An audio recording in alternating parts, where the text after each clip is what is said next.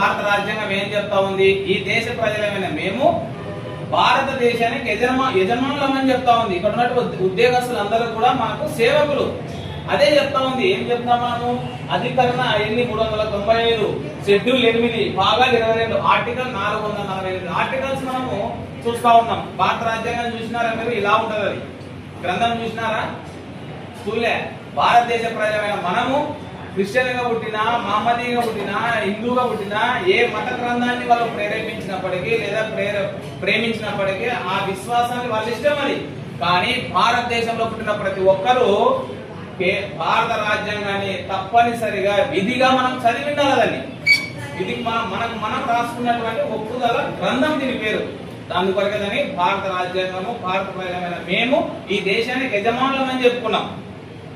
మీకు అందరు భారత రాజ్యాంగం చదవడం వచ్చా? చూసినారా? ఇంతమంది పుస్తకాలు తెచ్చిన దీంట్లో క్లియర్ గా ఇచ్చినాం మేము. ఆర్టికల్స్ ఏం చెప్తా ఉంది?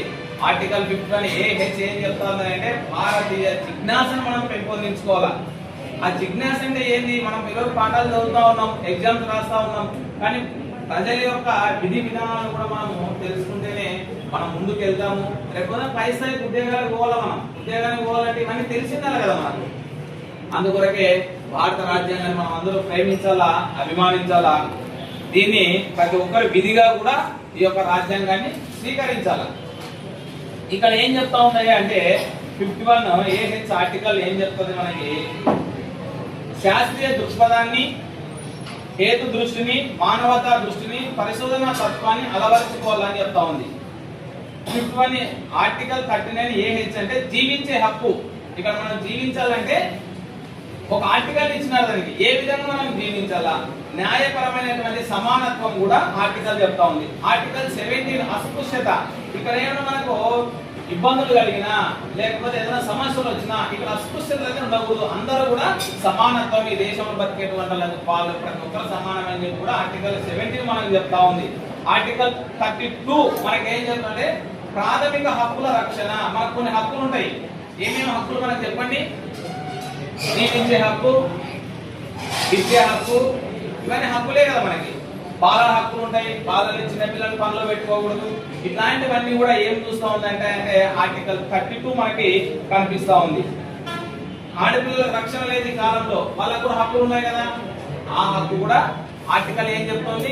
ఏం ఆర్టికల్ చెప్తుందని 32 అనేటువంటి ఆర్టికల్ మనకు బోధిస్తా ఉంది. ఆర్టికల్ 48 ఏం చెప్తుంది అంటే పర్యావరణ ధ్వంసమయ్యే రీతిలో అభివృద్ధి నమూనాన్ని మనము పర్యావరణం ఎక్కడైతే ధ్వంసం అవుతుందో ఆ ధ్వంసమైనటువంటి పర్యావరణం రక్షించుకోవడం కూడా మనందరి బాధ్యత అని కూడా ఆర్టికల్ 50 మనకి 48 చెప్తా ఉంది.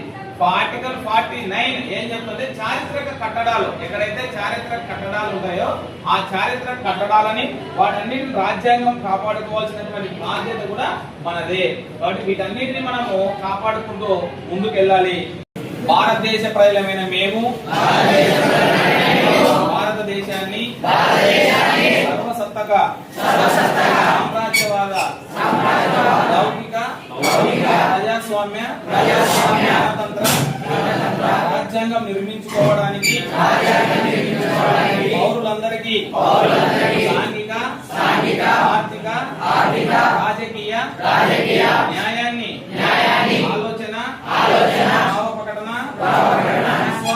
విశ్వాసము, ధర్మము, ఆరాధనతో స్వేచ్ఛను, అంతస్తులను, అవకాశాలలోను సమానత్వమును చేకూర్చుటకు మరియు వారందరిలో వ్యక్తి గౌరవము, జిజ్ఞాతను మరియు అఖండతను తప్పక సంరక్షిస్తూ సౌభ్రాతృత్వాన్ని